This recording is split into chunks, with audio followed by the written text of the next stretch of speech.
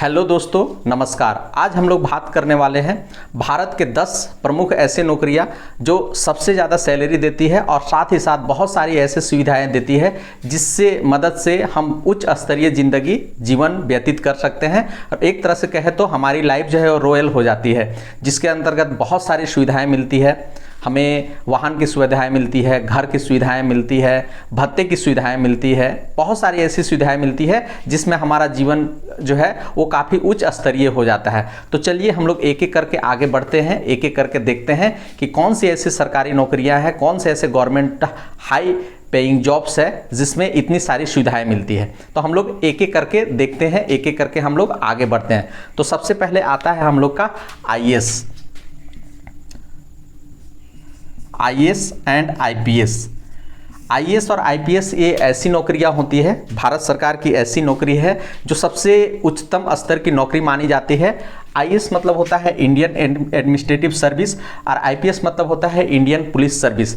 जब हम लोग आईएएस के लिए क्वालिफाई करते हैं तो हम लोग जो है वो डीएम के पद या उससे भी ऊपर पद के लिए हम लोग नियुक्त किए जाते हैं। और जब हम लोग आईपीएस के लिए सिलेक्ट होते हैं तो हम लोग एसपी पद के लिए जो है हम लोग नियुक्त किए जाते हैं। इसमें सैलरी के साथ काफ़ी ज़्यादा मात्रा में हम लोग का भत्ते दिए जाते हैं, घर की सुविधाएं दी जाती है, बहुत तरह तरह की सुविधाएं दी जाती है और सैलरी काफ़ी हाई हो जाती है और ये एक गैजेटेड ऑफिसर के रूप में माना जाता है। तो इस तरह से हम लोग कह सकते हैं कि भारत सरकार का सबसे सर्वसम्मानित पद आईएएस और आईपीएस। इसमें अलग से हम लोग वीडियो बनाएंगे और देखेंगे कि आईएएस के कितना पावर है, आईपीएस का कितना पावर है, आईपीएस का जो है वो अधिकार क्षेत्र क्या है, कर्तव्य क्षेत्र क्या है, इसमें हम लोग अलग से देखेंगे। दूसरे नंबर की हम लोग बात कर ले तो दूसरे नंबर में जो आता है हमारा आईएफएस आता है, अर्थात इंडियन फॉरेस्ट सर्विस, है ना। तो इंडियन फॉरेन सर्विस जो होता है वो भारतीय विदेश सेवा के अंतर्गत आता है। इसमें इसी व्यक्ति पे डिपेंड करता है कि एक देश का संबंध दूसरे देश के संबंध के साथ कैसा बने, दूसरे के साथ किस तरह का, दूसरे देश के साथ किस तरह का विचार बने, किस तरह की बात हो, किस तरह की वार्ता हो, विदेश के साथ हमारा आयात निर्यात का नीति कैसे बने, हम लोग का लेन देन कैसे बने, उसके साथ संबंध कैसे बने, ये हम लोग का जो है वो आईएफएस हम लोग का बताता है, अर्थात इंडियन फॉरेन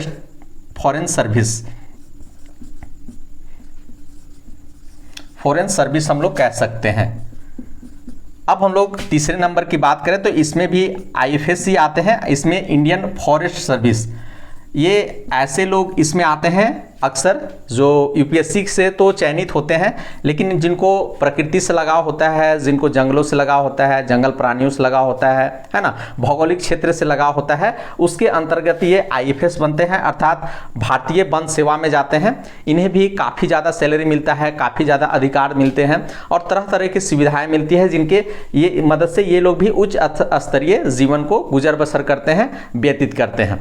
उसके बाद हम लोग चौथे नंबर की बात कर ले तो इसमें एनडीए अर्थात नेशनल डिफेंस एकेडमी, इसके अंतर्गत हम लोग का जो है वो वायुसेना, जल सेना और थल सेना तीनों के जो प्रमुख होते हैं, लेफ्टिनेंट, कर्नल, जनरल, ये सब जिसमें बनते हैं एनटीए के अंतर्गत बनते हैं, इनमें काफ़ी ज़्यादा सैलरी होता है, बहुत सारे जो है इनको अधिकार दिए गए हैं। ये भारत सरकार के अधीन काम करते हैं, राष्ट्रपति के अधीन काम करते हैं और इनमें पूरा देश की सुरक्षा की जिम्मेदारी जो है वो इन्हीं के हाथों में होती है। इनमें जो जनरल, लेफ्टिनेंट, कर्नल ये सब होते हैं, मेजर होते हैं, इनमें काफ़ी ज़्यादा सैलरी होती है, बहुत सारी सुविधाएं होती है। उसके बाद अगर हम लोग बात कर ले तो हम लोग का नेक्स्ट नंबर में आता है एएसओ जो होते हैं, ये भी सीजीएल जो भारत सरकार के एसएससी के जो सीजीएल होते हैं उससे ये उभर कर आते हैं और ये असिस्टेंट जो है इस पर बनते हैं। अब हम लोग अगले पद की बात कर ले तो असिस्टेंट सेक्शन ऑफिसर, इसके अंतर्गत जो है ये एसएससी के जो सीजीएल होते हैं इसमें उभर कर आते हैं असिस्टेंट सेक्शन ऑफिसर। इनकी भी सैलरी जो है वो काफ़ी हाई होती है। उसके बाद हम लोग इसरो के साइंटिस्ट की बात कर ले नेक्स्ट नंबर में तो इसरो एंड डीआरडीओ, अगर हम लोग इसरो और डीआरडीओ के जो साइंटिस्ट होते हैं जो भारत सरकार के अधीन काम करते हैं, जिनमें मौसम संबंधी जानकारी उपयोगी संबंधी जानकारी, टेलीकॉम से संबंधित जानकारी और बहुत सारे दूर संचार के जितनी भी गतिविधियां हैं वो इन्हीं के दायरे में आती है और यही लोग जो है उसको संपन्न करते हैं। इनकी सैलरी भी काफ़ी ज़्यादा होती है, काफ़ी हाई होता है और ये इतनी ज़्यादा सैलरी और इतने ज़्यादा अधिक भत्ते मिलते हैं कि इनकी गिनती जो है वो भारत सरकार के सबसे उच्चतम सैलरी पाने वाले जो पद है उनमें से एक है। उसके बाद हम लोग आ जाते हैं नेक्स्ट में, जिसका नाम है हम लोग का आरबीआई ग्रेड बी।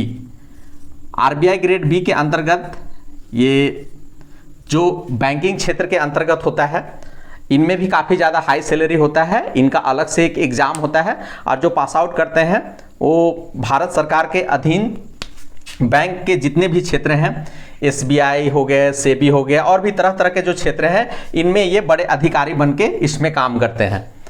नेक्स्ट हम लोग बात कर लेते हैं पीएसयू। ये भी बहुत महत्वपूर्ण पद है, पब्लिक सेक्टर अंडरटेकिंग, जिसमें से कुछ जो हमारे पास ओएनजीसी। नेक्स्ट पद की बात कर ले हम लोग तो ओएनजीसी, वेल और बीसीसीएल, इसके अंतर्गत जो मैनेजर बनते हैं और उच्च अधिकारी बनते हैं उनकी सैलरी भी काफ़ी हाई होती है। इनके क्वालिफिकेशन इतने ज़्यादा होते हैं कि ये भी बहुत तरह तरह के एग्ज़ाम पास करके, जो सेंट्रल के एग्ज़ाम होते हैं उनसे पास करके और कुछ पदोन्नति के कारण ये सब पोस्ट में आ जाते हैं। तो जिसमें ये लोग डायरेक्टर का काम करते हैं, जनरल मैनेजर का काम करते हैं और इनकी सैलरी भी काफ़ी हाई होती है। आगे हम लोग बात कर लेते हैं कि गवर्नमेंट के अंदर में, यूजीसी के अंतर्गत में जितने भी गवर्नमेंट कॉलेजेस हैं, गवर्नमेंट कॉलेज है, यूनिवर्सिटी है, उसके अंदर में जो प्रोफेसर्स होते हैं, लेक्चरर होते हैं, है ना, तो उनकी भी सैलरी जो है वो काफ़ी हाई होती है और इतनी ज़्यादा सैलरी होती है कि वो आराम से एक उच्च स्तरीय ज़िंदगी जीवन व्यतीत कर सकते हैं। अगर हम लोग डायरेक्ट सैलरी की बात कर ले तो लगभग 60 से 70 हज़ार 80 हज़ार रुपये बेसिक होते हैं और इसके बाद इनका टीए, डीए और घर की सुविधा, क्वार्टर की सुविधा, आप कहें तो मेडिकल की सुविधा, बहुत सारी सुविधाएं जो होती है, जिनको मिला करके इनकी सैलरी जो है वो लाख से बहुत ज़्यादा क्रॉस कर जाती है। तो इस तरह से कह सकते हैं कि भारत सरकार के अधीन ये सब जो महत्वपूर्ण 10 नौकरियां हैं जिसमें सबसे ज़्यादा जो है वो सैलरी मिल सकती है या मिलती है। हो सकता है कि ये सब पाने के लिए, ये पद पाने के लिए जो हमने क्वालिफिकेशन बताया, योग्यता बताया, उसके और भी विकल्प हो सकते हैं। तो इस तरह से हम लोग देख रहे हैं कि ये 10 प्रमुख नौकरियां हैं जो भारत सरकार के अधीन सबसे ज़्यादा हाई सैलरी पेइंग मानी जाती है। तो आशा करते हैं कि ये वीडियो आपको पसंद आई होगी और जानकारी से भरी होगी। तो अगर पसंद आई होगी तो एक लाइक ज़रूर कर दीजिए, चैनल में नए हैं तो सब्सक्राइब कर लीजिए ताकि इस तरह के नई जानकारी, रोचक जानकारी आपके पास मिलती रहे और अपने दोस्तों के साथ भी शेयर कर दीजिए ताकि उनको भी इस तरह की जानकारी मिलती रहे। तो वीडियो के अंत तक बने रहने के लिए आपका बहुत बहुत धन्यवाद।